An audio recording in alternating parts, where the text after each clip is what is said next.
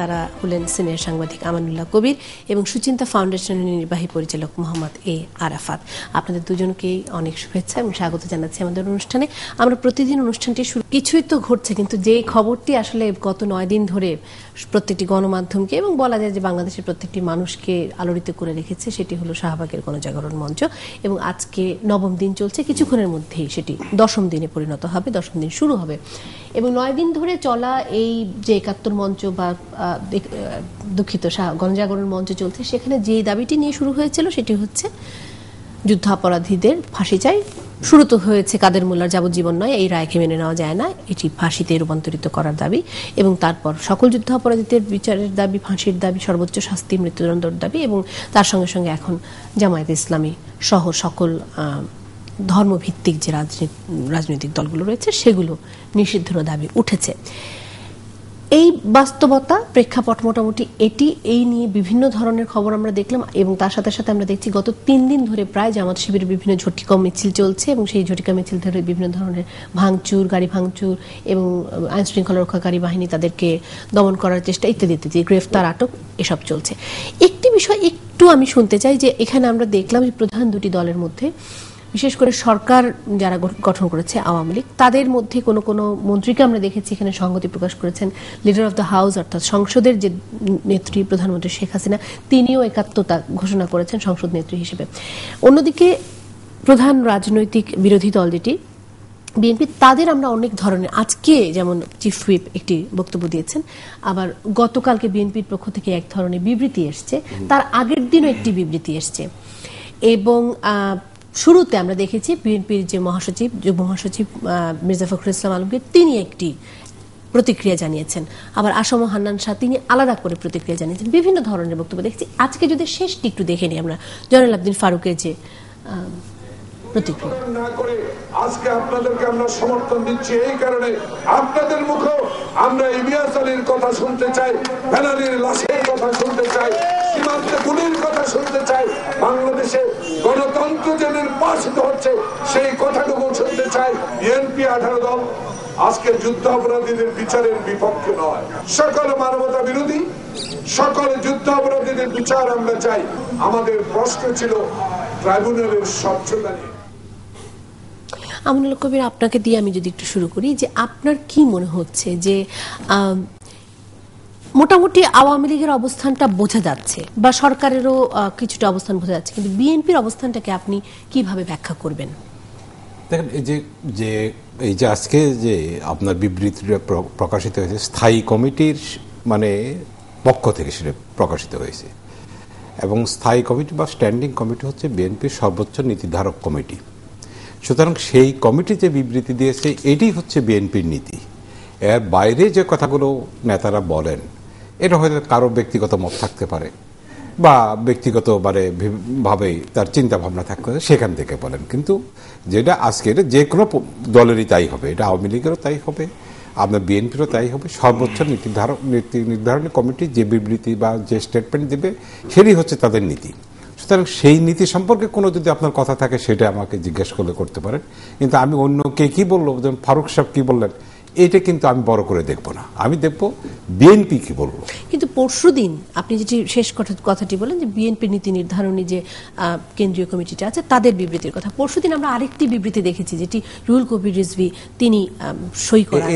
এটাকে আমি মূল্য দেই না, যখন মানে আপনার তাদের নীতি নির্ধারণী কমিটির বিবৃতি বা মানে সিদ্ধান্ত বের হয়েছে, এরপরে আর কোনোটাকেই গুরুত্ব দেওয়ার কোনো কারণ নেই। এটা রুহুল কবির রিজভী যেটা বলেছে এটা তার ব্যক্তিগত মত হতে পারে, কারণ তার সঙ্গে কিন্তু বিএনপির আনুষ্ঠানিক যে এটা দিয়েছে এর বাইরে যেটা হবে সেটা তাদের ব্যক্তিগত হতে পারে, অথবা মানে হয়তো ভিতরে তাদের মিসআন্ডারস্ট্যান্ডিং থাকতে পারে, কোঅর্ডিনেশনের অভাব হতে পারে, এই সমস্ত ঘটনার কারণে হতে পারে। কিন্তু আমি যেটা দেখবো যে সর্বশেষ নীতি নির্ধারণী কমিটি যেটা দিয়েছে সেটিকে আমি ধরবো। অন্যগুলো যদি ধরি, এর আগে ধরেন আপনি অনেক কথাই বলেছে, আপনার যেমন তরিকুল ইসলাম সাহেব বলেছে যে আমরা ট্রাইব্যুনাল ভেঙে দেওয়ার পক্ষে নই, আবার 2 দিন পরে মানে কয়েকদিন পরে আবার ওই ব্যারিস্টার মওদুদ বলেছেন যে এই ট্রাইব্যুনালের মানে জাজদের রিজাইন করা উচিত। যেটা তিনি বলেছিলেন যে প্রধানমন্ত্রীর যে বক্তব্য যেটা ছিল আপনার পার্লামেন্টে, তার প্রেক্ষিতে তিনি বলছিলেন যে ট্রাইব্যুনালের পক্ষে আর বিচার করা সম্ভব নয়। হ্যাঁ, কাজে এইগুলো হচ্ছে মানে বিচ্ছিন্নভাবে তারা দিয়েছেন। কিন্তু যখন একটা কোঅর্ডিনেটেড পলিসি হয়েছে পার্টির থেকে, তখন এর বাইরে আমার মনে হয় যে যাই বলুক সেটাকে আমাদের না ধরাটাই বোধহয় ভালো, উচিত। আমরা একটু দেখি যে বিএনপির অন্য নেতারা যা বলেছেন তার থেকেও দলীয় প্রধান তিনি কি বলেছেন সেটি একটু দেখে নিই আমরা। মানবতা বিরোধী বিচার নয়, এইটা জোটকে ধ্বংস করার জন্য, একটি রাজনৈতিক দলকে ধ্বংস করার জন্য তারা এই নিজামী, মুজাহিদ, কামরুজ্জামান এবং সাইদ সহ সবাইকে তারা গ্রেফতার করেছে। সালাউদ্দিন কাদের চৌধুরী এদেরকে গ্রেফতার করেছে মিথ্যের মামলা দিয়ে, 1 বছরের উপরে তাদেরকে আটকে রেখেছে। কাজে এই বিচার আন্তর্জাতিকভাবেও গ্রহণযোগ্য হবে না, দেশের মানুষের কাছেও গ্রহণযোগ্য হবে না। তাই বলছি, এইসব প্রহসনের বিচার বন্ধ করে এদেরকে মুক্তি দেন এবং ট্রাইব্যুনাল করে কেউ যদি অপরাধী হয় তার বিচার হলে কেউ কোনো কথা বলবে না। এটি বগুড়ার এক জনসমাবেশে বিএনপি নেত্রী বেগম খালেদা জিয়া তিনি তার বক্তব্যে এটি বলেছিলেন। এবং আমরা দেখেছি যে গতকালকে বিএনপির যেটি আনুষ্ঠানিক বিবৃতি, যেটি বলছিলেন আমানুল্লাহ কবির, যে স্থায়ী কমিটির, যে নির্বাহী কমিটির, যে নীতি নির্ধারক কমিটি, তাদের যে বিবৃতি, সেখানে তারা বলেছেন যে ট্রাইব্যুনাল নিয়ে তাদের কোনো প্রশ্ন নেই। বরং আজকেও আমরা দেখলাম যে জয়নুল আবদিন ফারুক তিনি বললেন যে তার সঙ্গে সঙ্গে অন্য বিষয়েরও তাদের কিছু বক্তব্য আছে। বলার পরে আমি কিছু বলবো। অবশ্যই আপনি বলবেন। আমার যেটা মনে হচ্ছে যে বিএনপির মধ্য থেকে এত মানে কন্ট্রাডিক্টরি, বা আমি তো বলবো রাদার কনসিস্টেন্টলি তারা যেটা এই গণজাগরণের বিপক্ষে বলে গেছেন, এই যে ফর্মাল যে ইয়েটা এসছে, তাদের বিবৃতিটা এসছে, তার মধ্যে কিছুটা পজিটিভ তারা বলার চেষ্টা করছে, আবার তার মধ্যে আবার অনেক ইফস অ্যান্ড বাটস আছে। এগুলো থাকার মূল কারণ হচ্ছে কি, যে আপনি যখন একটা ভুল রাজনীতির মধ্যে থাকেন, ভুল রাজনীতি চর্চার মধ্যে থাকেন, তখন এই রিফ্লেকশনগুলো এভাবে হয়। এবং রাজনীতির প্রক্রিয়ার মধ্যে আপনি ভুল করবেন, এটা আওয়ামী লীগও করে, অন্যান্য রাজনৈতিক দলও করে, কিন্তু মেজর কিছু বিষয়, ফান্ডামেন্টাল মৌলিক জায়গাগুলোতে যদি বড় ধরনের ভুল থাকে না, তখন এই সমস্যাগুলো খুব স্বাভাবিকভাবে চলে আসে। আমি যদি শুনে নিতে চাই, ভুল রাজনীতি কেন বলছেন? যেমন ধরেন আপনি আমাদের অস্তিত্বের প্রশ্নে যে বিষয়গুলি, সেই জায়গাতে যখন আপনি ডিভিশন ক্রিয়েট করেন, অস্তিত্বের প্রশ্নে যে বিষয়গুলি, সেই জায়গাগুলোতে যখন আপনি সত্যকে অস্বীকার করেন এবং সেই সত্যকে মানুষের কাছে মানে বিভ্রান্তিমূলকভাবে তুলে ধরার চেষ্টা করেন, অসত্যর আশ্রয় নেন, তখনই সমস্যাগুলি হয়ে যায়। যেমন আজকে এই শাহবাগ হচ্ছে আজকের বাস্তবতা। এই 9-10 দিন আগেও কিন্তু আমাদের রাজনীতিবিদরা অনেকে ভাবতেই পারেননি যে এই বাস্তবতার মুখোমুখি দাঁড়াতে হবে। এবং এই শাহবাগ যখন আপনার তৈরি হয়ে গেছে এবং স্বতঃস্ফূর্তভাবে, এবং বাংলাদেশের মানুষের ভিতরে, অন্তরের ভিতরে যে দাবি এবং যে আকাঙ্ক্ষা তার বহিঃপ্রকাশ হিসেবে দাঁড়িয়ে গেছে, তখন এই প্রক্রিয়ার মধ্যে যখন ছিল, তখনও কিন্তু বিএনপি নেতৃবৃন্দ সেটিকে মানতে পারছিল না। আবার না মেনে উপায়ও নাই, কারণ এটা তো বাস্তবতা, যেটি আমি বলছি। কাজে সেই জায়গায় এসে তারা একটা বিশাল কন্ট্রাডিকশনের মধ্যে পড়ে গেছে। আজকে আপনি দেখলেন যে মাননীয় বিরোধী দলের নেত্রী, একটু শুনে নি আপনার কাছ থেকে, আপনি বলছেন যে তারা একটি বিশাল কন্ট্রাডিকশনের মধ্যে পড়ে গেছে। এটি কি দল হিসেবে বিএনপি কন্ট্রাডিকশনের মধ্যে পড়ে গেছে মনে করছেন, নাকি দলীয় যে সদস্যরা আছে তাদের ব্যক্তিগত বিভিন্ন প্রতিক্রিয়ার মধ্যে? আমি আপনাকে যেটি বলেছি, বিএনপির যে রাজনীতি আজকে, সেই রাজনীতির মূল জায়গাটির কথা বলছি, সেখানেই তো তার একটা ভুল রাজনীতির মধ্যে তারা আছে। একটি ভুল রাজনীতিকে আপনি কতক্ষণ এটাকে ডিফেন্ড করবেন, এই ভুল রাজনীতিকে কতক্ষণ আপনি এটাকে আপহোল্ড করবেন, এটা কিভাবে সম্ভব? এই যে স্বতঃস্ফূর্ততার মধ্যে দিয়ে বাস্তবতার মুখে আমি দাঁড়াচ্ছি, তার মুখে দাঁড়িয়ে তার বিপরীত মুখে একটা ভুল রাজনীতিকে কিভাবে আমি আপহোল্ড করবো, এটা সম্ভব না। একটু শুনি জানাবো আমানুল্লাহ কবির, আপনি বারবার ভুল রাজনীতি বলছেন। আমি ভুল রাজনীতিটা ঠিক বুঝতে পারছি না। যদি আমি বুঝতে পারছি না, এই কারণে আপনি বলতে পারেন তাদের লিডারশিপে নানান রকম মানে প্রবলেম থাকতে পারে, বা তারা লিডারশিপটা ঠিক কোঅর্ডিনেটেড লিডারশিপ হচ্ছে না, এটা বলতে পারেন। কিন্তু রাজনীতিটা ভুল, এটা কিন্তু আমি মনে করি না। আপনার বিএনপির একটা পার্টিকুলার রাজনীতি আসছে, সেটা হচ্ছে জাতীয়তাবাদী রাজনীতি, বাংলাদেশ জাতীয়তাবাদী রাজনীতি। বাংলাদেশ জাতীয়তাবাদী রাজনীতি ভুল, এটা আমি ঠিক বুঝলাম না, এটা ভুল হতে পারে না।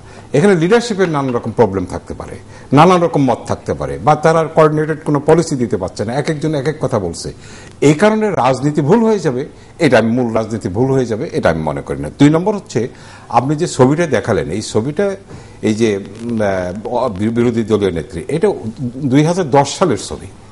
2010 সালে, হ্যাঁ আমি এটা আমার না, এখানে উনি বলছেন না এটা 2010 সালে, আপনি খোঁজ নিয়ে দেখেন। আমি এটা উনি এই জনসভায় উনি বলছেন যে 1 বছর ধরে তাদেরকে জেলে রাখা হয়েছে 2010 এর শেষের দিকে। 2010 সালের এর ছবিটা কত তারিখটা এক্সাক্ট মনে নাই। তখন আপনার ওই যে ইয়েদের মানে এই যে যাদের নাম তিনি বললেন এদেরকে ধরে রাখা হয়েছিল। হ্যাঁ, ধরে রাখা হয়েছিল, বিচার শুরু হয় নাই। তার বক্তৃতার স্পিডটাই ছিল এটা। আমি যেটা মানে পরে কিন্তু এটা আমি দেখেছি, এর আগেও একবার এখানে দেখানো হয়েছিল, তারপরে আমি এটা খোঁজখবর নিয়েছি, ফুটেজ দেখেছি। ওনার এটা স্পিডটা ছিল যে বিচার শুরু হওয়ার আগেই করার আগে এতদিন ধরে রাখছেন কেন, এইটা হচ্ছে মূল ব্যাপার। এই প্রেক্ষিতে কিন্তু উনি বলেছিলেন। আর 2 নম্বর হচ্ছে যেটা মানে এই যে তাদের যে মানে স্ট্যান্ড বিচারের ব্যাপারে স্ট্যান্ডটা কিন্তু তার বিচারের বিরোধিতা কখনোই সরাসরি কখনো বলে নেই, ট্রাইব্যুনাল ভেঙে দেওয়ার কথাও বলে নেই। তারা কিন্তু ক্লিয়ারলি বলেছে যে আমরা বিচারটা স্বচ্ছ চাই, নিরপেক্ষ চাই, আন্তর্জাতিক মানের চাই। এই কথাটাই বারবার রিপিট করেছে। এইটাই হচ্ছে ব্যাপার। আর ভুল রাজনীতি, সেটা নিয়ে আমি একটু ক্লারিফাই করতে চাই। ভুল রাজনীতি বলতে আমি যেটা বুঝিয়েছি যে বেসিক প্রিন্সিপালস এর উপরে বাংলাদেশ দাঁড়িয়েছে, বাংলাদেশের জন্ম হয়েছে, সেই বাংলাদেশের অভ্যন্তরে আপনি যে রাজনীতি করবেন সেটি যদি বাংলাদেশের এই মুক্তিযুদ্ধের চেতনা বিরোধী, বাংলাদেশের বেসিক ফাউন্ডেশন যেগুলো, উনি তো বলছেন যে জাতীয়তাবাদী রাজনীতি করছে, যে ভূখণ্ডে আপনি দাঁড়িয়ে রাজনীতি করছেন সেই ভূখণ্ডের জন্মের সাথে সম্পৃক্ত যে ফাউন্ডিং প্রিন্সিপালস প্রত্যেকটি দেশে থাকে, সেই ফাউন্ডিং প্রিন্সিপালস এর বিপক্ষে যে রাজনীতি সেটাই ভুল রাজনীতি আমি বলছি। এবং শাহবাগ কিন্তু আজকে তার সেটাকে পরিষ্কার করে দিয়েছে। আপনি সিম্পলি দেখেন যে কাদের মোল্লার ফাঁসি চাই বলে গোটা বাংলাদেশ জাগ্রত, সেই কাদের মোল্লার মুক্তি চাওয়ার পক্ষে কথা বলা হচ্ছে, এটি কি ভুল রাজনীতি নয়? আমি সেটাই তো বলছি ভুল রাজনীতি, তো স্পষ্ট, তার ব্যাখ্যা দেওয়ার অপেক্ষা রাখে না। মাননীয় বিরোধী দল নেত্রী যে ফুটেজটি আপনি দেখালেন, 1 বছরের মধ্যে উনি পরে যে উনি বলছেন ধরে রেখে, তখন কিন্তু অলরেডি যুদ্ধাপরাধের বিচারের প্রক্রিয়া চালু, তারা কিন্তু যুদ্ধাপরাধী হিসেবে ইনভেস্টিগেশন হচ্ছে, সেটাই বলছে, এটা প্রক্রিয়ার অধীনে। কিন্তু কাজী আপনি সিম্পলি আমাকে বলেন, যেখানে গোটা বাংলাদেশ চাচ্ছে ফাঁসি চায়, সেখানে তাদের মুক্তি চাওয়াটা কি ভুল রাজনীতি নয়? সেটা কি বাংলাদেশের মানে এই ভূখণ্ডের জন্মের ইতিহাসের সাথে সাংঘর্ষিক নয়? আমি সেই জায়গাতে বলছি, সেখানে এসে আপনি যতই কোঅর্ডিনেশন করার চেষ্টা করেন, কোঅর্ডিনেশন হবে না, তো উল্টো পুল্টো হবে। আপনার উত্তরটি আমি একটু এই প্রশ্নটির সঙ্গে যদি যুক্ত করে বলেন, জনাব আরাফাত যেটি বলার চেষ্টা করছেন বলে আমার মনে হচ্ছে যে জাতীয়তাবাদী যে চেতনার কথা বলছে বিএনপি, সেই জাতীয়তাবাদী চেতনা জাতীয় চেতনার সাথে বা স্বাধীনতার চেতনার সাথে যখন সাংঘর্ষিক হয়, তাহলে কেমন করে এটা উনি যেটা বলছেন এটা আমি মনে করি এটা ঠিক না। কারণ এই ধরেন আমার দীর্ঘদিনের মানে সাংবাদিকতা, আমার দীর্ঘদিনের ইয়েতে আমি এটা হয়েছে কি, বিএনপিটার জন্ম হয়েছিল কিভাবে? বিএনপি জন্ম হয়েছিল তখনই যখন বাংলাদেশে একদলীয় রাজনীতি বিলুপ্ত হয় এবং যখন বহুদলীয় গণতন্ত্র হয়, তারপরে বিএনপির জন্ম হয়েছিল। বিএনপির জন্ম অনেক পরে হয়েছিল এবং বিএনপির জন্ম হয়েছিল কখন? যখন বাংলাদেশে বহুদলীয় গণতন্ত্র হয় এবং যিনি বিএনপির জন্ম দিয়েছিলেন তিনি কিন্তু একজন মুক্তিযোদ্ধা ছিলেন এবং তিনি বহুদলীয় গণতন্ত্র এদেশে প্রবর্তন করেছিলেন, যে গণতন্ত্র এর আগে একদলে পরিণত হয়েছিল, একদলীয় শাসনে পরিণত হয়েছিল। সুতরাং এই যে বেসিক প্রিন্সিপালসের কথা বললেন, এটা কিন্তু বেসিক প্রিন্সিপালস কিন্তু এইটি। এটা যদি আপনি বেসিক প্রিন্সিপালস বলেন, এই সংঘর্ষ অনেক আছে, এই অতীতে গেলে কিন্তু বহু কথাই আসে। কাজেই এই অতীত নিয়ে যদি আমরা খালি কথা বলি তাহলে কিন্তু এগোতে পারছি না। বেসিক প্রিন্সিপাল এখানে কোনো নেই। বেসিক প্রিন্সিপালস হচ্ছে যে গণতন্ত্রের উপরে ভিত্তি করে এই হয়েছে জাতীয়তাবাদী পলিটিক্স। আপনি আওয়ামী লীগও কিন্তু জাতীয়তাবাদী পলিটিক্সে বিশ্বাস করে, সেটা হলো বাঙালি জাতীয়তাবাদী, সেটাও জাতীয়তাবাদী পলিটিক্স। আর বিএনপি বিশ্বাস করে সেটা হলো বাংলাদেশি জাতীয়তাবাদী। এখানে একটা ছোটখাটো পার্থক্য রয়েছে এবং যে কারণে আজকে দেখেন সংশোধন মানে কনস্টিটিউশন সংশোধন করতে গিয়ে কিন্তু শেষ পর্যন্ত বাংলাদেশি ন্যাশনাল এই কথাটা কিন্তু বাদ দেওয়া হয়নি, বাংলাদেশি কথাটা কিন্তু রাখা হয়েছে, ওখানে কিন্তু বাঙালি বলা হয় না। এই বেসিক প্রিন্সিপালের কথা বলাটা ঠিক হবে না। পিছনে যেতে চাইনি, তারপর যাওয়াটা ঠিক হবে। আমি কিন্তু আজকের প্রেক্ষাপটে কথা বলাটা, আমি সেটাই বলছি, আজকের প্রেক্ষাপটে বিএনপির ভুল রাজনীতি কোথায় সেটাই কিন্তু আমি বলছিলাম। আমি আজকের প্রেক্ষাপটেই বলেছি, আজকে যে যুদ্ধাপরাধের বিচারের দাবিতে এবং ফাঁসির দাবিতে গোটা বাংলাদেশ একদিকে এবং বিএনপি অন্যদিকে হয়ে গেছে, এটা তো আপনি শাক দিয়ে মাছ ঢেকে লাভ নাই। কিন্তু পিছনের দিকে যদি আপনি বলেন তাহলে সেক্ষেত্রে আমাকে একটু বলতে হয়, বিএনপি জন্ম হয়েছে স্বাধীন বাংলাদেশের প্রতিষ্ঠাতা বঙ্গবন্ধুর হত্যাকাণ্ডের মধ্য দিয়ে। বিএনপি জন্ম হয়েছে বাংলাদেশের জন্মের সাথে সম্পৃক্ত রণধ্বনি জয় বাংলার হত্যাকাণ্ডের মধ্য দিয়ে। বিএনপির জন্ম হয়েছে বাংলাদেশের স্বাধীনতার যুদ্ধের মধ্য দিয়ে প্রাপ্ত আমাদের অসাম্প্রদায়িক প্রগতির সংবিধান, ৭২-এর সংবিধান কাটাছেঁড়া করে এটাকে একেবারে নষ্ট করে দেওয়ার মাধ্যমে। বিএনপির জন্ম হয়েছে যে যুদ্ধাপরাধের বিচারের প্রক্রিয়া চলছিল সেই প্রক্রিয়াকে বন্ধ করে দেওয়ার মাধ্যমে। এবং বিএনপির জন্ম হয়েছে মুক্তিযুদ্ধ বিরোধী যে মানুষগুলি ছিল তাদেরকে রিহ্যাবিলিটেট করা এবং ক্ষমতার মসনদে নিয়ে আসার মাধ্যমে। এবং বিএনপি জন্ম হয়েছে পরিশেষে সামরিক শাসন আনার মধ্য দিয়ে। পুরো জন্মটাই কিন্তু গণতন্ত্র বলেন, মুক্তিযুদ্ধের চেতনা বলেন, বাংলাদেশের জন্মের সাথে মূল প্রিন্সিপাল যেগুলো তার কোনো কিছুর সাথে কনসিস্টেন্ট ছিল না।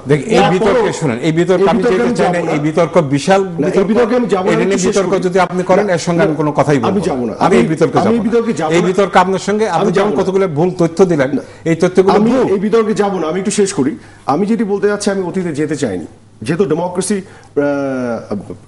নিয়ে আসার মাধ্যমে যেটি বলা হয়েছে সেই কারণে আমি বলেছি সামরিক শাসনের মধ্য দিয়ে বিএনপি জন্ম, সেখানে আমি যাব না। কিন্তু তারপরেও বিএনপি কিন্তু দেখুন এই স্বৈর শাসকের মানে পরবর্তীতে যে সামরিক শাসক আসলো সেইখানে আবার ৯০-এর গণ অভ্যুত্থানে কিন্তু বিএনপির একটা রাজনৈতিক প্রক্রিয়ার মধ্য দিয়ে একটা গণতান্ত্রিক দল হয়ে আত্মপ্রকাশ করার একটি ইতিহাস তৈরি হয়েছিল, যেটা আমরা দেখেছি। এবং বিএনপি কিন্তু গণতান্ত্রিক দল হিসেবে আবির্ভূত হয়েছে। কিন্তু সে তার যে অরিজিনাল যে ভুল রাজনীতি যার মধ্যে দিয়ে তার জন্ম, সেখান থেকে সে সরতে পারেনি। আমি এখন আবার আজকে এখানে আপনি শুনেন, আপনি লিসেন, না না আপনি তথ্যগুলো দিচ্ছেন, আমি শেষ করে জনাব আরাফাত, আপনি শুনেন, আপনি তথ্যগুলো দিচ্ছেন, আমি কথাটা একটু কুনিয়ে একটু বর্তমান প্রেক্ষাপটে আসে তাহলে সুবিধা হয়। যদিও জনাব আরাফাত, যদিও আজকের প্রেক্ষাপটটি ভীষণ রকমের অতীতমুখী। এই যে আপনি 91 সালের কথাটা যেটা বললেন, আপনি অর্থনীতির ছাত্র, আপনি নিজে জানেন যে বাংলাদেশের যে অর্থনৈতিক অগ্রগতি হয়েছে সেটা হচ্ছে 91 থেকে এখন পর্যন্ত এই ২০-২২ বছর হয়েছে। শুনেন লিসেন, আমি ভুলটা কি না শুনেন, এটা আপনি তো ভুল ব্যাখ্যা করছেন, যে তথ্যগুলো তো ঠিক দিচ্ছেন না, আপনি কথাটা তো বলছেন না। আপনি তো বলছেন যে সে মানে বিএনপি পরবর্তীকালে এইভাবে আবির্ভূত, এইগুলো জনাব কবির, জনাব আরাফাত, আমার মনে হয় আমরা এই বিতর্কে উনিও যেতে চান না। রাজনৈতিক প্রক্রিয়া যেটা এই বিতর্কটাই আমরা কেউই যেতে চাই না, প্রক্রিয়া চলছে বলেই আজকে এই বিতর্কটা আমরা কেউই যেতে চাই না। কিন্তু যে বিতর্কটাই আমরা এইগুলো মানে যুক্তি তর্ক একটু শাহবাগে যেতে চাই, একটু শাহবাগে যেতে চাই গণজাগরণ মঞ্চে, কারণ সেখানে আছেন মোহাম্মদ এ আরাফাত এবং আমানুল্লাহ কবির। আমরা যে আলোচনায় ছিলাম, মোহাম্মদ আরাফাত আপনি বলছিলেন একটু অল্প করে সময় দিবেন, বাট পুরোটা একটু বলতে কাইন্ডলি দিবেন। আমি ভুল রাজনীতি বলতে আবার রিপিট করতে চাই, এটা বলছি এবং আজকের প্রেক্ষাপটে কিন্তু আমি বলছি, এবং এটার কিন্তু ব্যাকগ্রাউন্ডটা আপনাকে যেতে হবে। ভুল রাজনীতি হচ্ছে বাংলাদেশের জন্মের ইতিহাস জয় বাংলার ইতিহাস, বিএনপি করে জিন্দাবাদের রাজনীতি, এটা ভুল রাজনীতি নয়। বাংলাদেশের জন্মের ইতিহাস ৭২-এর সংবিধান, বিএনপি করে প্রতিক্রিয়াশীল সংবিধানের রাজনীতি, এটা ভুল রাজনীতি নয়। গোটা বাংলাদেশের মানুষ যুদ্ধাপরাধের বিচার চায় এবং বলে যুদ্ধাপরাধীদের বিচার চায় অথবা ফাঁসি চায়, পিরিয়ড। বিএনপি বলে আমরাও বিচার চাই, তবে কিন্তু এত কিছু। এই তবে কিন্তু আমি যদি একটু এক লাইনে আপনার কথাটিকে একটু সারমর্ম করার চেষ্টা করি, আপনি বলতে চাইছেন যে জাতীয় চেতনার যে জায়গাগুলো সেটির সাথে বিএনপির সাংঘর্ষিক একটি অবস্থান রয়েছে, যে কারণে আজকে এই ধরনের সমস্যাগুলো হচ্ছে বলে আপনি মনে করছেন? অফকোর্স, এবং আমি সেটাই আপনাকে বলছি। আপনি আজকে কি আর কি বলার আছে? 2010-এর শেষের দিকে আপনি বলছেন আমাদের মাননীয় বিরোধী দলের নেত্রী মুক্তি চাচ্ছেন। আপনার কি ধারণা এই শাহবাগে আজকে যে গণজোয়ার তৈরি হয়েছে 2010-এর শেষের দিকে তাদের অবস্থান ওরকম ছিল যে মুক্তি চেয়েছিল, ওই যে কারণ উনি দেখিয়েছেন? আচ্ছা যাই হোক, আমি একটু শেষ করতে চাই। কাজে এই যে বিচার চাই আমরাও, তবে কিন্তু এই যে এগুলো হচ্ছে প্রতারণামূলক রাজনীতি। এই জেনারেশন কিন্তু আজকে প্রতারণাগুলি ধরতে পারে, বুঝতে পারে, এদেরকে এত বোকা ভাবার কোনো কারণ নেই। আমি এটি বলার চেষ্টা করেছি বারেবার এই কারণে, এই ভুল রাজনীতি থেকে যদি সরে এসে বিশুদ্ধ রাজনীতি, শুদ্ধ রাজনীতির মধ্যে আমরা না আসি, তাহলে এই সমস্যাগুলি থাকবে, থেকে যাবে। এটা ভেরি সিম্পল একটা কথা। আমাদের সাথে কারণ বাজার নিউজ সেন্টারে আছেন পারভেজ আলম, ব্লগার, যারা এই আন্দোলন চালিয়ে যাচ্ছেন। পারভেজ আলম, নিশ্চয়ই আপনি আমাদের সাথে যোগ দিচ্ছেন এবং শুনতে পাচ্ছেন আমাদের আলোচনা। এতক্ষণ মোহাম্মদ আরাফাত যে বিষয়টি বলছিলেন, আমরা আমানুল্লাহ কবিরের কাছে যাব, এই প্রসঙ্গটি একটু অন্যভাবে শুনতে চাইবো, কিন্তু তার আগে যেটি শুনতে চাই আপনাদের কাছ থেকে, আপনারা আসলে কি আশা করছেন এই রাজনৈতিক দলগুলো সহ সবার কাছ থেকে? আপনাদের আশাটা কি, আকাঙ্ক্ষাটা কি? আপনারা কি চাইছেন এখন আপনাদের আন্দোলনে কিভাবে তারা একাত্ম হোক? আসলে আমি বলবো যে একটু আগে এখানে যে দেখলাম সেটা আমরা চাচ্ছি না। কি দেখলেন যদি একটু বুঝিয়ে বলেন? দেখছিলাম এখানে মানে বাঙালি জাতীয়তাবাদ বনাম বাংলাদেশি জাতীয়তাবাদের যে একটা ঝগড়া আমরা দেখলাম, মানে এটা বলা হচ্ছে যে বাঙালি অথবা বাংলাদেশি জাতীয়তাবাদ খুবই শব্দগত বিষয়, এটার গভীরতা কতটুকু আছে মানে মূল বক্তব্যের ক্ষেত্রে আমি জানি না, সেটা দেখতে চাচ্ছি না। এ ধরনের সবশেষে যে কথাটা আসলে শুদ্ধ রাজনীতি, আমরা আসলে শুদ্ধ রাজনীতি দেখতে চাই, কিন্তু শুদ্ধ রাজনীতি মানে এই নয় যে আওয়ামী লীগ বনাম বিএনপি, এটা আমরা দেখতে চাচ্ছি না। এখানে আমরা যারা দাঁড়িয়েছি আমরা যুদ্ধাপরাধীদের বিচার চাই। এক্ষেত্রে আমরা বাংলাদেশের সংখ্যাগরিষ্ঠ মানুষের সাথে একমত। আমরা দেখতে পাচ্ছি যে সারা দেশেই হচ্ছে শুরুতে ব্লগারদের আন্দোলনের সাথে অন্যান্য ছাত্র সংগঠনগুলো, প্রগতিশীল ছাত্র সংগঠনগুলো, ছাত্রলীগ, এবং এখন আমরা দেখতে পাচ্ছি সারা দেশের মানুষ এতে সমর্থন দিচ্ছে। আমরা বিএনপির কাছেও একই আশা করব যে বিএনপিও হচ্ছে এক্ষেত্রে সমর্থন দেবে, কিন্তু আমরা একজন আরেকজনের ঘাড়ে মানে সব বোঝা চাপিয়ে দেয়া যে আপনার দোষে এটা হয়নি। আমরা মনে করি যে আজকে জামাত যে অবস্থানে আছে, যুদ্ধাপরাধীরা যে আজকে টিকে আছে, তার জন্য আওয়ামী লীগ এবং বিএনপি এই দুইটা দলেরই দায় কম না, এটা ইতিহাসে আছে। 96 সালে আমরা দেখেছি, আমরা দেখেছি যে জাহানার ইমাম, আমি মনে করি আমি এই আন্দোলনে আছি জাহানার ইমামের কারণে, তার চেতনাকে ধারণ করে আন্দোলনে আছি। জাহানার ইমাম যে আন্দোলন গড়ে তুলেছিলেন সেই আন্দোলন কিন্তু আমরা এর আগে দেখেছি নির্বাচনী রাজনীতির কাছে মার খেয়ে গেছে। তারও আগে 91 সালে কিন্তু আমরা দেখেছি যে বিএনপি কিন্তু এক ধরনের কৌশলগত ঐক্য করেছে জামাতের সাথে। আবার আওয়ামী লীগকে দেখেছি আমরা 96 হচ্ছে আন্দোলনের ঐক্য করেছে। এটা এক ধরনের জামাত ইসলামীকে বৈধতা দেওয়া হয়েছে এর মধ্য দিয়ে, এবং সব শেষে বৈধতার ক্ষেত্রে শতভাগ পূর্ণতা পেয়েছে যখন বিএনপি জামাতের সাথে নির্বাচন ঐক্য করেছে, যার বদৌলতে আমরা রাজাকারদের গাড়িতে আমরা বাংলাদেশের পতাকা করতে দেখেছি। তারা এদেশের মন্ত্রী মিনিস্টার হয়ে ঘুরে বেরিয়েছেন। তো এই যে জামাতকে রাজনৈতিক বৈধতা দেওয়া, যুদ্ধাপরাধীদের রাজনৈতিক বৈধতা দেওয়া, এটা নির্বাচনী অপরাজনীতির কারণে হয়েছে। এই নির্বাচনী অপরাজনীতিকে আমি অশুদ্ধ রাজনীতি বলবো। এই ক্ষেত্রে আমি বলবো যে হ্যাঁ, অবশ্যই অশুদ্ধ শুদ্ধ রাজনীতির মতো একটা বিষয় আছে, কিন্তু এখানে নির্বাচনী যে রাজনীতি, সেই নির্বাচনী অপরাজনীতির ক্ষমতায় যাওয়ার, ক্ষমতার দখলদারিত্বের যে রাজনীতি, আমরা সেটার আসলে সমাপ্তি চাচ্ছি এখানে। আমি আবারও আসবো আপনার কাছে। আপনার কথা খুব স্পষ্ট, যেটি ওনারা বারবারই বলার চেষ্টা করছিলেন যে দুই দল, বড় দুটি দল, দুটি রাজনীতির ধারা, এই সবকে আসলে এই শাহবাগ গণজাগরণ মঞ্চে তারা টেনে আনতে চান না। তারা একটি দাবি করছেন যে যুদ্ধাপরাধী রাজাকারদের ফাঁসি চান তারা চান। এই যে উনি যে বক্তব্য দিচ্ছেন অত্যন্ত ভালো বক্তব্য, খুবই ভালো বক্তব্য, এবং একটা নিরপেক্ষ দৃষ্টিভঙ্গি থেকে তিনি দিয়েছেন। তার যে মূল দাবিটা সেটার উপর কনসেন্ট্রেট করেছেন, এবং এই যে আজকে যে জাগরণটা হয়েছে, এই যে নবজন্মের যে মানে জাগরণ, এটার প্রতি শ্রদ্ধা রেখেই সবাইকে কথা বলতে হবে। এবং আমিও বলি এই কারণে যে তারা যে আজকে যদি আপনি ধরেন কোনো রাজনৈতিক দলকে প্রাধান্য দেন তাহলে কি হবে, তাহলে এই যে আকাঙ্ক্ষা, এই আকাঙ্ক্ষা কিন্তু ঠিকমতো মানে পরবর্তীকালে বাস্তবায়ন হবে না। এই যে গণজাগরণের যে ইমেজ, শাহবাগ সমাবেশের যে ইমেজ, এই ইমেজ কিন্তু তখন থাকবে, তখন এটা দলীয় ইমেজ হয়ে যাবে। আমি সেই কথাটি সূত্র ধরেই বলি, আপনি যে কথাটি বলছেন যে তারা বারবারই একটি কথা বলার চেষ্টা করছে যে এখানে দলীয় রাজনীতিকে কোনোভাবে গণজাগরণ মঞ্চের সাথে তারা মিলিয়ে ফেলতে চান না, তারা একটি নির্দলীয় ব্যানারে থাকতে চান, কারণ এটি সারা বাংলাদেশের মানুষের দাবি। আমি যে জায়গাটি আপনার কাছে প্রশ্ন করতে চাই যে আমরা দেখছি যে আজকে 9 দিনের প্রায় আন্দোলন, কিন্তু যেটি দেশ শুরু করেছিলাম যে প্রথম থেকেই ঠিক অবস্থানটি মনে হয় স্পষ্ট করতে পারছে না বিএনপি নিজেদের মধ্যেও এক ধরনের কন্ট্রাডিকশন আছে, যেটা মোহাম্মদ আরাফাত বলার চেষ্টা করছিলেন যে বিএনপির মধ্যে এক ধরনের, আপনি কি সেরকম মনে করছেন যে বিএনপির মধ্যে এক ধরনের দ্বিধাদ্বন্দ্ব কাজ করছে কিনা? এবং তার সাথে সাথে যে যদি সত্যি আওয়ামী লীগের কোনো নেতা, আমি বলছি যে তারা ব্যক্তিগতভাবে সংহতি প্রকাশ করেছেন, আওয়ামী লীগের পক্ষে নয়, ব্যক্তিগতভাবে তারা অনেকেই সংহতি প্রকাশ করেছেন, কিন্তু কেন বিএনপির কাউকে আমরা দেখছি না?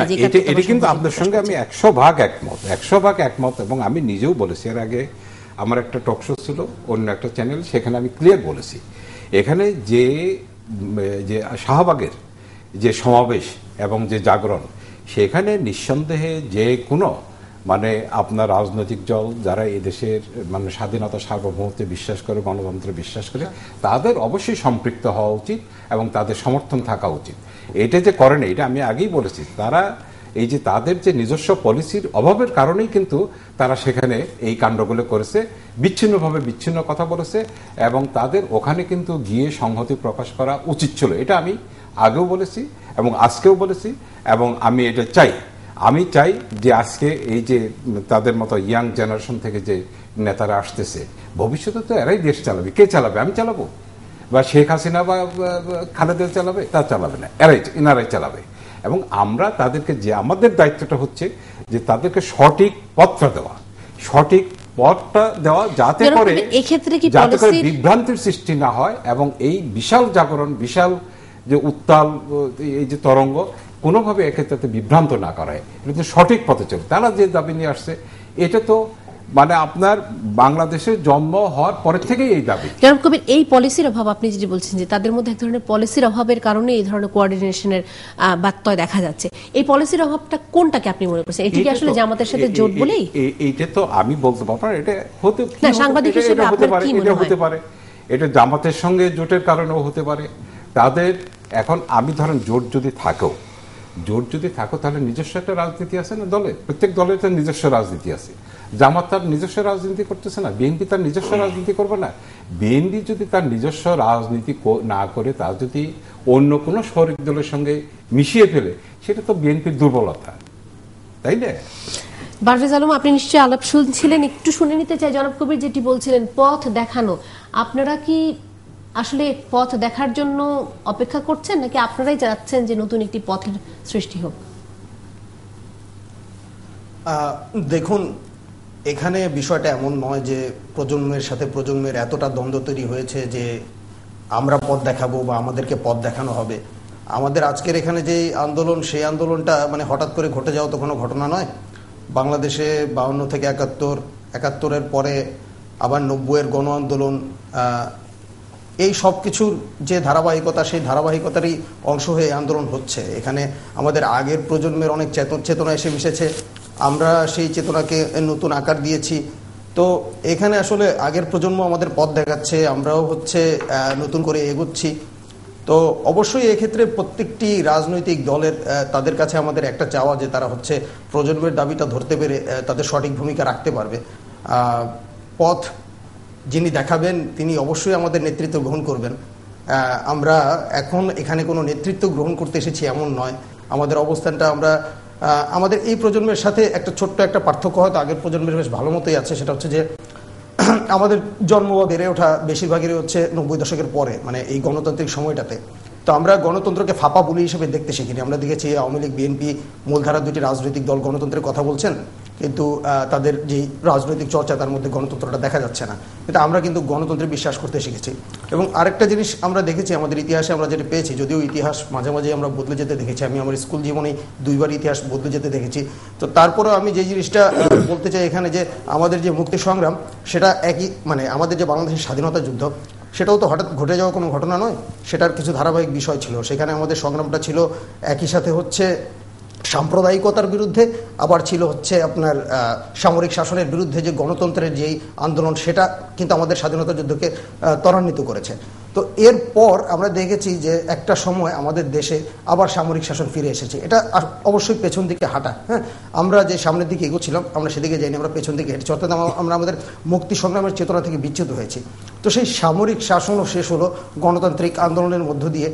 এখন যেই দুটি আমাদের মূলধারার দল, যারা একজন সরকারি দলে আরেকজন বিরোধী দলে, এটা মাঝে মাঝে পট পরিবর্তন হয়েছে, কিন্তু আমরা দেখেছি যে যে সামরিক শাসকের বিরুদ্ধে তাদের লড়াই, সেই সামরিক শাসককেই সাথে নিয়ে তারা জোটবদ্ধ রাজনীতি করছেন শুধুমাত্র নির্বাচনে জেতার জন্য। আবার আমরা দেখেছি যে সেই গণতন্ত্র আসার পরপর যে প্রথম বড় গণ আন্দোলন গড়ে উঠলো জাহানারা ইমামের নেতৃত্বে যুদ্ধাপরাধীদের বিচার দাবিতে, সেই যুদ্ধাপরাধীদেরকেও তারা বিভিন্ন সময় পেলে পুষে এতটা বড় করেছেন।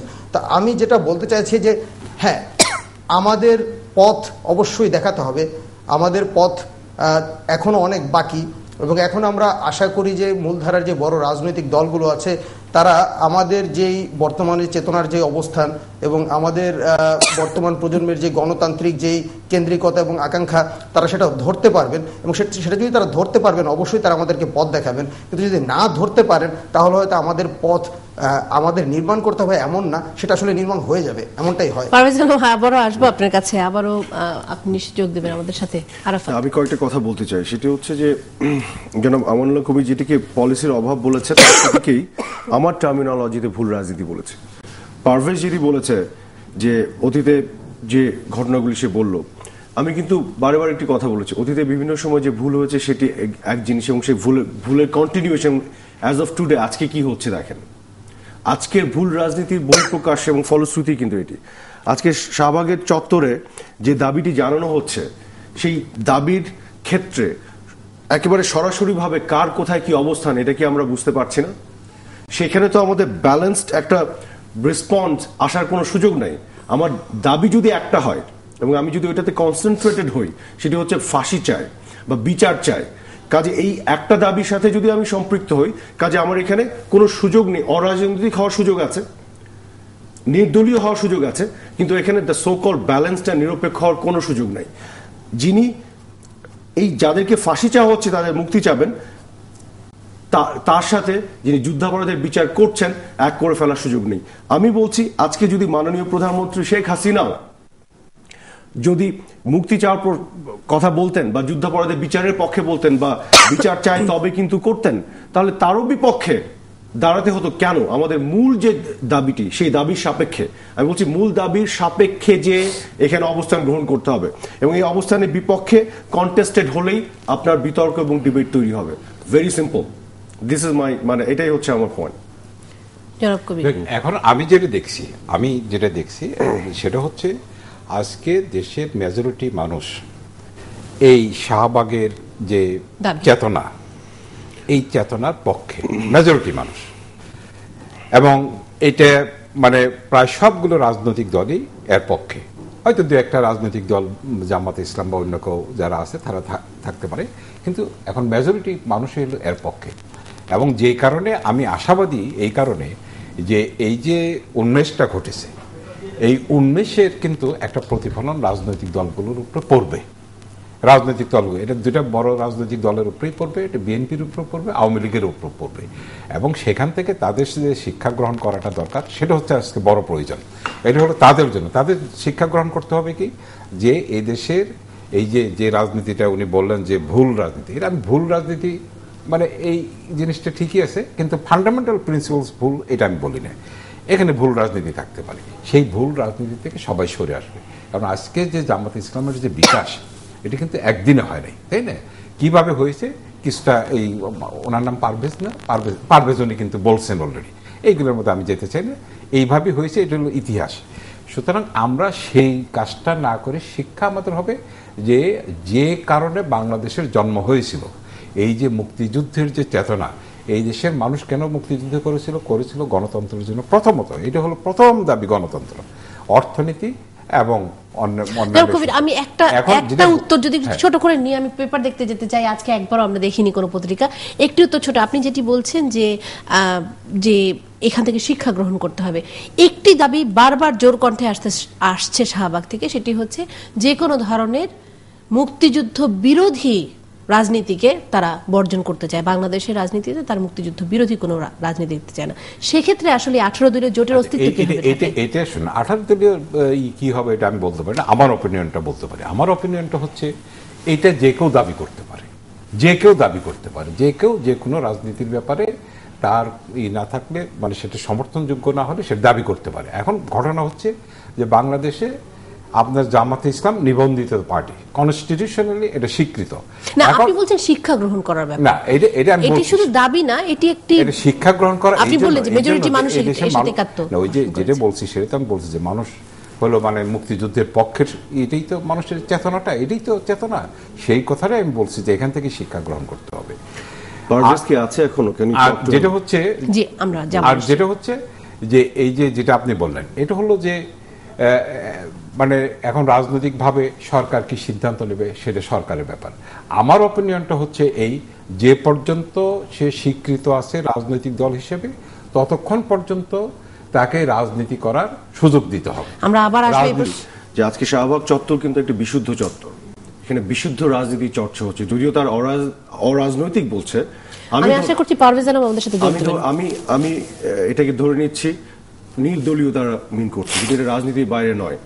এই বিশুদ্ধ চত্বরে আমি সরাসরিভাবে একটা জিনিস বলতে চাই, এই বিশুদ্ধ চত্বরে যারা আজকে যেতে পারছে না বা যারা যেতে অস্বস্তি ফিল করছে, তারাই হচ্ছে ভুল রাজনীতির মধ্যে আছে। এটা ভেরি সিম্পল অ্যাজ দ্যাট। এবং এই বিশুদ্ধ চত্বরে বিশুদ্ধ যে আকাঙ্ক্ষা নিয়ে যারা আছেন তাদেরকে কিন্তু তাদের দাবি দেওয়া, এবং আমি তাদের একজন, গোটা বাংলাদেশের প্রতিটি নাগরিক তাদের একজন, তাদেরকে সুস্পষ্ট অবস্থান নিতে হবে কারা এখানে আসতে পারছেন এবং কারা এখানে পারছেন না, কারা এখানে আসতে চাচ্ছেন এবং কারা এখানে আসতে চাচ্ছেন না।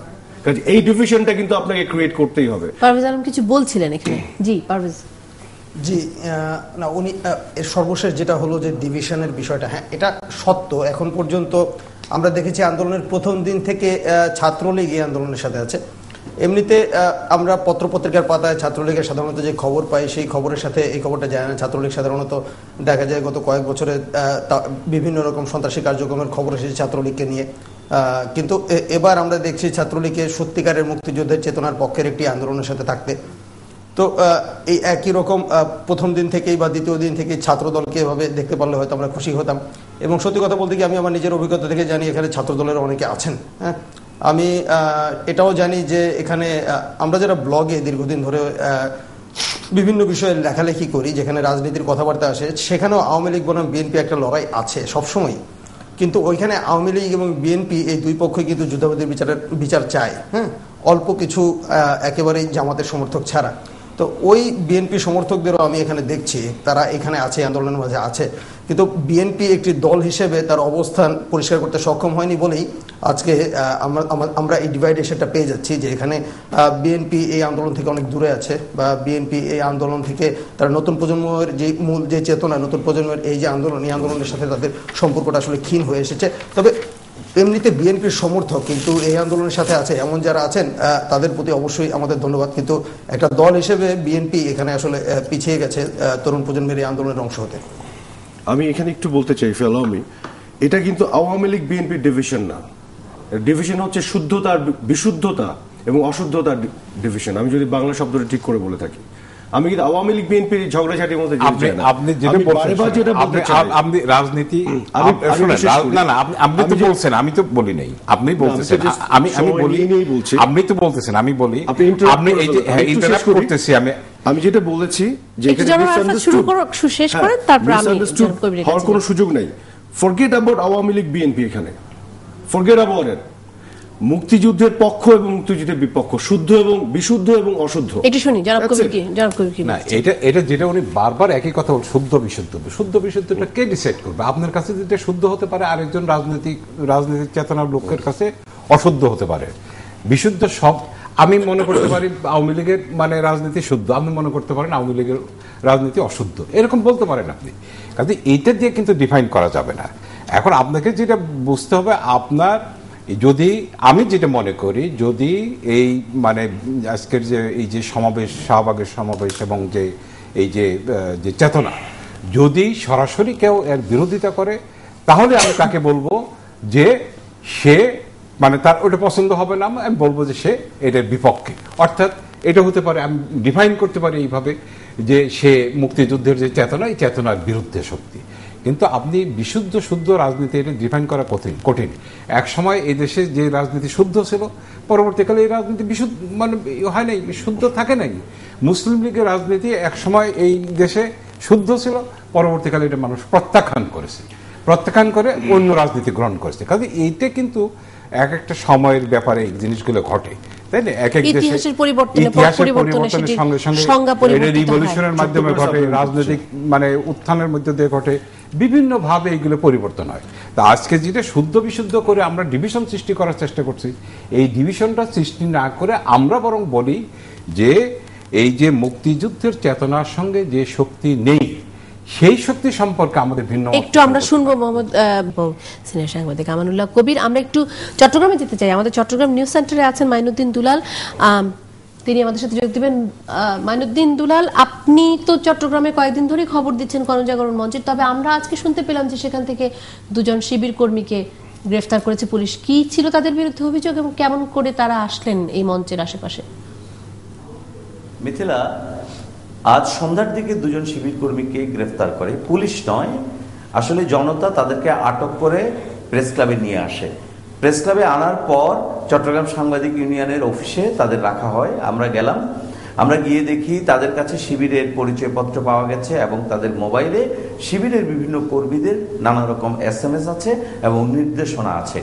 পরে আমরা ওই প্রেস ক্লাবে শান্তি শৃঙ্খলা রক্ষার জন্য যে আইন শৃঙ্খলা বাহিনী ছিল, পুলিশ, আমরা তাদের হাতে ওই দুজনকে সোপর্দ করে দেই।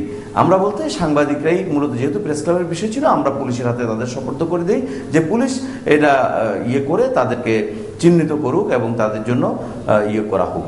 তবে একটা ব্যাপার ছিল যে এই যে দুজন শিবির কর্মীকে আটক করা হয়েছে, এই খবরটি কিন্তু গণজাগরণ মঞ্চে ছড়িয়ে পড়ে। কিন্তু আশ্চর্যের ব্যাপার যে কোনো রকম কৌতূহল, ভয়, ভীতি ছিল না। আমার যেটি মনে হয়েছে, আমি সংবাদকর্মী হিসেবে যা বুঝেছি কিংবা দেখেছি, যে এই দুজন শিবির কর্মী সম্ভবত এখানে কি হচ্ছে না হচ্ছে এই বিষয়ে প্রতিবেদন দেওয়ার জন্য এবং এই বিষয়ে সংবাদ সংগ্রহের জন্য এসেছিল। মনে হয়েছে, আপনি কি জানেন যে এদেরকে আসলে কি সন্দেহে হঠাৎ জনতা ধরলো বা আটক করলো?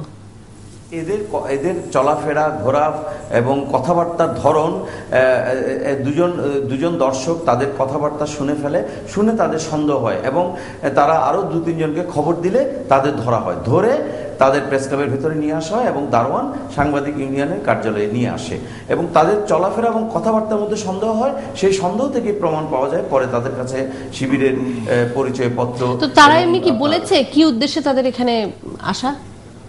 না, তারা স্বীকার করেছে যে আমরা একসময় শিবির করতাম, তবে এখন করি না। আমরা এখানে এসেছি গণজাগরণ মঞ্চে মানুষের ঢল দেখতে এবং মানুষের জাগরণ দেখতে। তাদের বক্তব্য ছিল এটা যে তারা একসময় শিবির করতো, এখন করে না। এই ধরনের আর কোনো শিবির কর্মী আছে কিনা আশেপাশে, বা এরকম কোনো আভাস সেরকম কিছু শুনতে পেলেন কিনা? মিথিলা, এরকম কিছু নেই। তবে আজকে একটা বিষয় উল্লেখযোগ্য যে আজ দুপুরে বহদ্দারহাট এলাকায় শিবির এবং জামাতের একটি মিছিল বের হয় দুপুরে, এবং আমরা জানতে পেরেছি, পরে আমরা গেছি সেখানে, যাওয়ার পরে আমরা শুনতে পেরেছি যে জামাত শিবিরের কর্মীরা 2-1টি ট্যাক্সির কাঁচ ভাঙচুর করেছে। কিন্তু আমরা সেখানকার জনগণ আমাদের বলেছে যে জনগণই ওই মিছিলকে ধাওয়া করেছে এবং মিছিলটি পরে জনগণের ধাওয়ার মুখে ছত্রভঙ্গ হয়ে চলে গেছে। মিথিলা, এটা ছিল আজকের উল্লেখযোগ্য একটি বিষয়, যেটি আমাদের সংবাদকর্মী হিসেবে আমাদেরকেও নাড়া দিয়েছে। সেখানে নিরাপত্তা বাহিনীর কোনো নিরাপত্তা জোরদার করার পদক্ষেপ দেখলেন গণজাগরণ মঞ্চের আশেপাশে? নিরাপত্তা বাহিনী খুবই শক্ত অবস্থানে আছে। আমি পুলিশের কয়েকজন ঊর্ধ্বতর কর্মকর্তার সাথে কথা বলেছি। তারা বলেছে যে জামাত শিবির কোনো রকম ভাঙচুর কিংবা ধ্বংসযজ্ঞ চালাতে চাইলে সেটি কঠোর হাতে দমন করা হবে। এবং মিথিলা, আমার কাছে সংবাদকর্মী হিসেবে আজকে মনে হয়েছে যে জামাত শিবির যে সমস্ত এলাকায় সাধারণত মিছিল মিটিং করে সেখানে তারা করেনি। শহরের বাইরে কিছু জায়গায় করেছে এবং জনগণ সেখানে তাদের প্রতিরোধ করেছে। এটি আমার কাছে খুব সিগনিফিক্যান্ট মনে হয়েছে। এবং মিথিলা, মাইনুদ্দিন দুলাল, অনেক ধন্যবাদ আপনাকে আমাদের সাথে যোগ দেওয়ার জন্য। চট্টগ্রাম থেকে আমাদের প্রতিনিধি মাইনুদ্দিন দুলাল জানাচ্ছিলেন চট্টগ্রামের শেষ খবর এবং আজকে সারাদিন গণজাগরণ মঞ্চে যে জায়গা যা হয়েছে। মোহাম্মদ আরাফাত, আমি একটু আসবো আপনার কাছে। যে কথাটি দিয়ে আমানুল্লাহ কবির শেষ করছিলেন, তার সঙ্গে আজকের কিছু ব্যাপারের যোগসূত্র থেকে আপনার কাছে একটা মন্তব্য জানতে চাই। উনি বলছেন যে জামাত শিবির যেহেতু এখনো একটি নিবন্ধিত দল, নির্বাচন কমিশনের নিবন্ধিত দল, সুতরাং তাদের অধিকার রয়েছে যে কোনো ধরনের রাজনৈতিক কর্মসূচি পালন করবার। কিন্তু আমরা দেখছি যে আজকে সারাদিনই তাদের বিক্ষোভ মিছিল, গতকালকে দেখা গেছে বিক্ষোভ মিছিল থেকে এক ধরনের ঝটিকা মিছিল পরিণত হয়েছে এবং গাড়ি ভাঙচুর হয়েছে, আজকেও সেটি হয়েছে। এবং মাইনুদ্দিন দুলাল যেটি বললেন যে চট্টগ্রামে বহদ্দারহাটেও বেশ কিছু বিশৃঙ্খলা হয়েছে। তো এই যে একদিকে একটা সমাবেশ করতে দেওয়া হচ্ছে না, একটি করতে দেওয়া হয়েছিল মাঝখানে, যেখান থেকে আরেক ধরনের সমস্যার সৃষ্টি হয়েছে। যাই হোক, একদিকে যে তাদেরকে সমাবেশ করতে দেওয়া হচ্ছে না সেই একটি দাবি রাজনৈতিক দল হিসেবে, আরেকদিকে যে কোনো ঝটিকা মিছিল থেকে বিভিন্ন ধরনের অগ্নিসংযোগ সহ গাড়ি ভাঙচুর ইত্যাদি চলছে, এবং আরো একদিকে এই জামাত ইসলামী নামে রাজনৈতিক দলটির কর্মকাণ্ডই নিষিদ্ধ করার জন্য দাবি উঠছে। এই পুরো বাস্তবতাটাকে কর্মকাণ্ড নিষিদ্ধ করার দাবিটি কিন্তু মানে সার্বজনীন। সেই জায়গায় দাঁড়িয়ে তারা আইনের দৃষ্টিতে নিবন্ধিত হলেও নৈতিকভাবে কিন্তু তাদের মানে ফাংশনালিটি কিন্তু আর থাকছে না বাংলাদেশে দেখে। এবং ওরাও কিন্তু আপনার বেসিক ডেমোক্রেটিক ফ্রেমওয়ার্কের মধ্যে কোনো কর্মসূচি পালন করবে না, তার নামবেই সহিংসতার জন্য, এবং গত কিছুদিন ধরে তাই করেছে তারা। Very simple. আমার কথা হচ্ছে কি, আমরা কিন্তু ধরেন কথা, যুক্তি, তর্ক বা কখনো কখনো কুতর্কের মার প্যাচে কখনো কখনো সহজ বিষয়কে জটিল করে তুলি সাধারণ মানুষের জন্য। যেমন ধরেন তখন সমস্যাগুলি তৈরি হয় তখন না আমরা ওই যে খুঁজে পাই না যে আসলে কোনটা বিশুদ্ধ কোনটা অশুদ্ধ। আমি যদি if I go refer back to জনাব কবির যেটি বললেন এই বিরতির আগে, যে কে ডিফাইন করবে, খুবই ভ্যালিড কোয়েশ্চেন যে কোনটা বিশুদ্ধ কোনটা অশুদ্ধ। এবং মজার ব্যাপার হচ্ছে যে অশুদ্ধ এবং বিশুদ্ধের মধ্যে তো ডিফারেন্স আছেই, কিন্তু কখনো কখনো আমরা এটাকে জটিল করে এমনভাবে অ্যাপেয়ার করি যে সাধারণ মানুষ কিন্তু আসলেই কনফিউজড হয়ে যায়। এবং আমার জন্য আজকে ডিফিকাল্ট হতো ইনফ্যাক্ট, যদিও আমি বুঝে অনুধাবন করি কোনটা বিশুদ্ধ কোনটা অশুদ্ধ, বাট সেটি তুলে ধরা ডিফিকাল্ট হতো। আমি অনেক ধরেন তর্ক বিতর্ক বা কুতর্কের মাঝখানে পড়ে সময় নষ্ট হতো এবং অনেক ধোঁয়াশা তৈরি হতো। কিন্তু আজকে শাহবাগ এই যে মানে অভাবনীয় যে ঘটনাটি আর নজিরবিহীন যে ঘটনাটি, যে মুভমেন্টটি, সেটি কিন্তু একটি সীমারেখা টেনে দিয়েছে, একটা মানে বাউন্ডারি লাইন টেনে দিয়েছে কোনটি বিশুদ্ধ কোনটি অশুদ্ধ তার মাঝখানে। আজকে এটা ডিফাইন করতে আর সমস্যা হচ্ছে না। জামাত ইসলামের রাজনীতির বিষয়টাকে আপনি কিভাবে দেখছেন? সেখানে আবার আসছি। আজকে যারা পারভেজ বলেছে ছাত্রলীগের কথা, আই ডোন্ট কেয়ার ছাত্রলীগ, যারা ছাত্রলীগ, ছাত্রফ্রন্ট, হোয়াটএভার, ছাত্রদল ইভেন, এবং এটা আমি ওনার সাথে একমত, ছাত্রদল ফর্মালি না গেলেও বিএনপি সমর্থন করে বা ভোট দিয়েছেন এরকম প্রচুর মানুষ ওখানে গেছেন, কারণ এটা তো সার্বজনীন, এটা আওয়ামী লীগ বিএনপি না। কাজে সেই জায়গাতে এসে আমি বলছি যে যারা ওখানে যাচ্ছেন, যেতে পারছেন এবং যেতে গিয়ে এই ধরনের সম্মুখীন হচ্ছে না, জয় বাংলা ওয়ারি, তারপরে বিভিন্ন কারণে অস্বস্তির মধ্যে পড়ে যাচ্ছেন, তারাই বিশুদ্ধ রাজনীতির মধ্যে নাই। একবারে সিম্পল একটা জিনিস, এখন আপনি বলেছিলেন যে রাজনীতি ব্যান করার যে বিষয়টি, আজকে জায়গায় এসে আমাদের কিছু শক্ত সিদ্ধান্ত নিতে হবে এবং এটি সম্ভব। আমি মনে করি যে এখনো সময় আছে। এত কিছুতে ক্রিটিক করলাম বিএনপির, তার করার পেছনে একটি কারণও আছে, এবং আমি মনে করি at the end of the day আমি এখন আহ্বান জানাতে চাই, সেই অশুদ্ধ রাজনীতি ছেড়ে তারা বিশুদ্ধ রাজনীতি থেকে যদি আসতে পারে, একটি জাতীয় ঐক্যমত্য যদি প্রতিষ্ঠা সম্ভব হয়, তাহলে কিন্তু আজকে ওয়ান্স অ্যান্ড ফর অল বাংলাদেশের এই যে সমস্যাগুলি, সেগুলো যে ফান্ডামেন্টাল যে সমস্যাগুলি, সেই সমস্যাগুলি আমরা সলভ করতে হবে। আমরা একটু জনাব কবিরের কাছে যাই, একটু শুনে নিই ওনার বক্তব্য। আমি যে প্রশ্নটি জনাব আরাফাতকেও করতে চাচ্ছিলাম, যে জামাতে ইসলামের বিভিন্ন ধরনের কর্মসূচি চলছে, যদিও সমাবেশ করতে দেওয়া, আপনি যেটি বলছেন যে রাজনৈতিক কোনো কর্মসূচিতে তাদেরকে প্রকাশ্যে আসতে দেওয়া হচ্ছে না, কিন্তু তারপরও দেখা যাচ্ছে যে তাদের ঝটিকা মিছিল। আমি বলিনি, কিন্তু আমি বলছি যে তাদের রাজনীতি করার অধিকার আছে। জি, কিন্তু তার আগে বহুবার এই অভিযোগ এসছে, জামাত ইসলামের পক্ষ থেকেও এসছে যে তাদেরকে কোনো রাজনৈতিক কর্মসূচি করতে দেওয়া হচ্ছে না, তারা বাধা প্রদান করা হচ্ছে তাদেরকে। এই ধরনের অভিযোগ জামাত ইসলামের পক্ষ থেকেও করা হয়েছে, যে যদি সত্যি একটি নিবন্ধিত দল হয়ে থাকে, রাজনৈতিক নিবন্ধিত দল হয়ে থাকে, তাহলে তাদের কেন রাজনীতি করতে দেওয়া হবে না, এরকম একটি প্রশ্ন আছে। এটা তো সবাই জানে, এটা মানে আমরা যেটা বললাম, সত্যি যদি নিবন্ধিত হয়ে থাকে, নিবন্ধিত এটা অফিসিয়ালি, এটার ব্যাপারে আর কোনো সন্দেহ নেই। এখন যেটা হচ্ছে, এটা ধরেন আপনার সরকার, এটা বিভিন্ন সময়ই হয়, আপনার কিন্তু বিএনপির কেউ অনেক সময় অনেক মানে কর্মসূচি পালন করতে দেওয়া হয় না বা পারমিশন দেওয়া হয় না, এটা হয়। জামাতকেও দেওয়া হচ্ছে না। এখন রাজনৈতিক দলের যদি মানে এটা সাংবিধানিকভাবে যদি তাদেরকে এই স্বীকৃতি দেওয়া হয়, তাহলে আমি মনে করি একটা গণতান্ত্রিক দেশে তাদের রাজনীতি করার অধিকার আছে। আমার প্রশ্নটি শেষ হয়নি। আমার প্রশ্নটি ছিল যে যদি এটি একটি বাস্তবতা, কিন্তু দেখা যাচ্ছে যে যখনই তারা মিছিল বের করছেন, তখনই তারা বিভিন্ন নাশকতামূলক কর্মকাণ্ড চালাচ্ছেন। এই কথাটাই বলতে চাচ্ছিলাম। তবে যেটা হচ্ছে যে আপনি তো গণতান্ত্রিক রাজনীতিতে তো সন্ত্রাস চলে না, চলে? গণতান্ত্রিক রাজনীতি তো নাশকতামূলক কাজ চলে না। সেখানে গণতান্ত্রিক রাজনীতিতে শান্তিপূর্ণভাবে সমস্ত কর্মসূচিগুলো পালিত হবে, এটি স্বাভাবিক। এই ক্ষেত্রে যেমন সরকারের ভূমিকাও আছে, তেমনি যারা যে সমস্ত রাজনৈতিক দল কর্মসূচি পালন করবে তাদেরও ভূমিকা আছে, সেখানে দুইজনের ভূমিকা আছে। কাজেই এখানে সবগুলো মানে কর্মসূচি হতে হবে শান্তিপূর্ণ গণতান্ত্রিক উপায়ে। এই ভাঙচুর বা মানে ডিস্ট্রাকটিভ অ্যাক্টিভিটিস বা এই ধরনের এইগুলো মানে কেউ পছন্দ করে না, এটাই না। আমার যেটাই হচ্ছে, আমি যেটা মনে করি, এটা কিন্তু কতগুলো উদাহরণ আমরা দেখেছি। এটা স্বরাষ্ট্রমন্ত্রীর সঙ্গে আমার কথা হয়েছিল মানে কোনো টক শোতে, তারপরে আপনার একজন অ্যাডভাইজারের ওখানেও ছিল।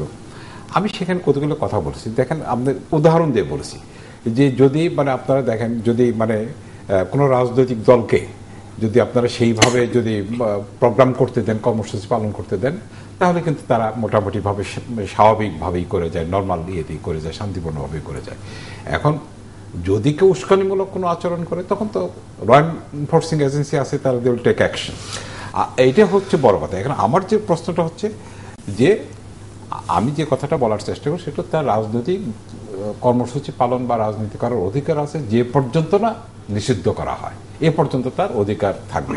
আর যেটা আপনি বলছেন যে ধ্বংসাত্মক কার্য বা নাশকতামূলক কার্য, এর জন্য ল এনফোর্সমেন্ট এজেন্সি আছে, দে উইল ট্যাকল ইট।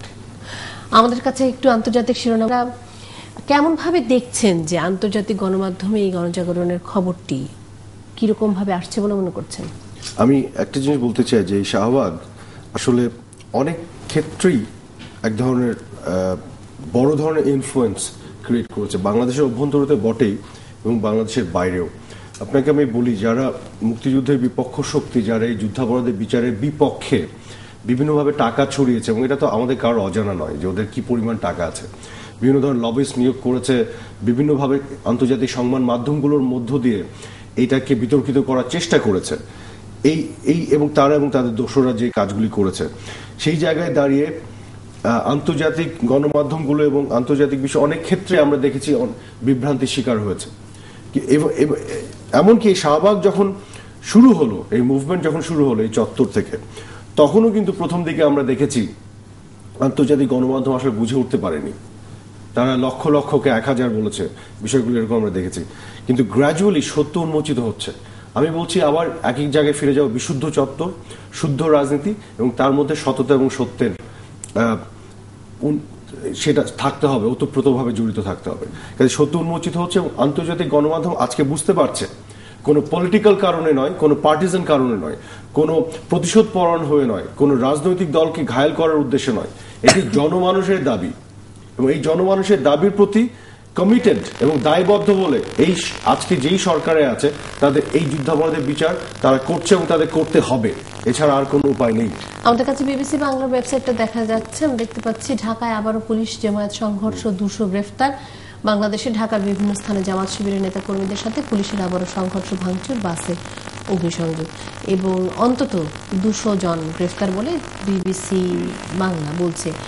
আর শাহবাগের 9ম দিন, প্রতিবাদী গানে বসন্ত বরণ, এছাড়াও বিভিন্ন রকমের খবর দেখতে পাচ্ছি যেগুলো এই মুহূর্তে দেখা যাচ্ছে না, সেগুলো শিরোনামগুলো দেখা যাচ্ছে। জনাব আমানুল্লাহ কবির, যে প্রসঙ্গটিতে আমরা ছিলাম, আন্তর্জাতিক গণমাধ্যমে বাংলাদেশ। আন্তর্জাতিক, এটা নিঃসন্দেহে তো আন্তর্জাতিক খবর হওয়ার মতো বিষয়, তাই না? এরকম একটা বিশাল একটা তরুণ শ্রেণী প্রজন্মের সদস্যরা এরকম বিশাল একটা সমাবেশ করছে দীর্ঘদিন ধরে, আজকে 9ম দিন, 10ম দিনে পড়ে যাচ্ছে।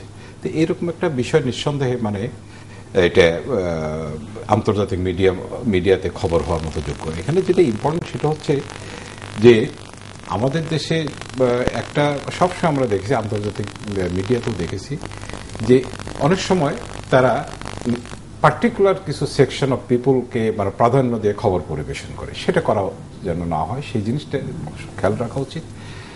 আর একটা জিনিস হচ্ছে যে এই যে যেটা বারবার তুলনা করা হচ্ছে, অনেকেই বলার চেষ্টা করছে যে তেহরির স্কোয়ারের সঙ্গে কিন্তু বলার চেষ্টা করছে, এটা কিন্তু একটা মৌলিক ডিফারেন্স রয়ে গেছে। তেহরির স্কোয়ারে সেটা যেটা হয়েছিল সেটা হয়েছিল সরকার বিরোধী একটা আন্দোলন হয়েছিল, এটা কিন্তু তা না, এটা কিন্তু ভিন্ন একটা ইস্যু নিয়ে, ভিন্ন প্রসঙ্গ নিয়ে এটা কিন্তু হয়েছে। সুতরাং এটার সঙ্গে ওইটা কিন্তু তুলনা করা যাবে না। আর সর্বশেষ কথাটা হচ্ছে যে এই যে মানে মিডিয়া, যেটা আমি মনে করি আমাদের মিডিয়াতে জিনিসগুলো আমি মনে করি ভালোভাবে প্রতিফলিত হচ্ছে। এখন মিডিয়ার সঙ্গে বোধহয় আমার মানে জানা মতে সবসময় মিডিয়ার সঙ্গে যদি যোগাযোগটা ঠিক মতো রক্ষা না করা হয়, মেনটেন না করা হয়, তাহলে এইগুলি কিন্তু একটু বিভ্রান্তিকর নিউজ অনেক সময় চলে যায়। সেই ক্ষেত্রে মিডিয়ার সঙ্গে যারা মানে কোঅর্ডিনেট করতেছেন এই শাহবাগ সমাবেশটা, তাদের একটু কোঅর্ডিনেশনটা থাকা ভালো, যাতে করে কোনোভাবে বিভ্রান্তিকর নিউজ দেশের বাইরে চলে না যায়, এটা একটা হওয়া উচিত। আরাফাত, বিভ্রান্তিকর সংবাদ কি যাচ্ছে কোনো মনে হচ্ছে না? এখন বন্ধ যাচ্ছে না, এখন বন্ধ যাচ্ছে। বাট প্রথম দিকে আমরা যেটা দেখেছি যে সঠিকভাবে, মানে আমি বলবো না যে বিভ্রান্তিকর গেছে, বাট এটা আসলে সঠিকভাবে অ্যাপিয়ার করেনি, বাট এখন ইদানিং করছে না। কিন্তু কোন কোন পত্রিকা তো বলছে ফ্যাসিবাদী, এখানে এটা আমাদের লোকাল পত্রিকা বলছে, এটা আমাদের এটা লোকাল কিছু লোকাল পত্রিকা, এটা কিন্তু বাইরের পত্রিকা বলে। একদিকে যেহেতু গণমাধ্যম আছে এবং ওয়েবসাইটও আছে তাদের, সেহেতু দেখা যাচ্ছে কোন কোন পত্রিকা বলছে এখানে ফ্যাসিবাদী। বাংলাদেশ ইতিহাসে আবার যদি ফিরে যান, সবসময় কিছু কিছু ওই একটা সেকশন পাবেন কিছু পত্রিকা সবসময় ছিল, কিছু গোষ্ঠী সবসময় ছিল মেইন স্ট্রিমের বিপক্ষে। এটা দেখেন, সবসময় আপনার গণতন্ত্রের সৌন্দর্যটা কি, যে এখানে বিভিন্ন মতপথ থাকবে, তাই না? এখন মেজরিটি মানুষ যে মতপত্র অবলম্বন করবে তারাই শাসন ক্ষমতা চালাবে, তারাই মানে সরকারে আসবে, যে কারণে ইলেকশনটা করে এইটা কিন্তু থাকবে, এটা গণতন্ত্রে থাকবে, এটাকে আমি খুব একটা বেশি গুরুত্ব দিই। ইতিহাসে সবসময় ছিল, এখনো আছে, ভবিষ্যতে থাকবে। মেইন স্ট্রিমের বিপক্ষে এই ধরনের জিনিসগুলি থাকবে, এটা নিয়ে আমি খুব একটা চিন্তিত। অনেক ধন্যবাদ, অনেক ধন্যবাদ। এই একটা জায়গায় আপনাদের ঐকমত্য স্থাপিত হয়েছে বলে মনে হচ্ছে একটি প্রসঙ্গে অন্তত পক্ষে। আমরা গণজাগরণ মঞ্চের যারা আন্দোলন করছেন, যারা তাদের সাথে আন্দোলন একাত্মতা ঘোষণা করছেন, তারাও বারবার বলছেন যে তাদের প্রত্যেকটি মানুষের চাওয়া যে এই আন্দোলনের সাথে, এই দাবির সাথে প্রত্যেকে যুক্ত হন, প্রত্যেকে সংহতি প্রকাশ করুন। আর কত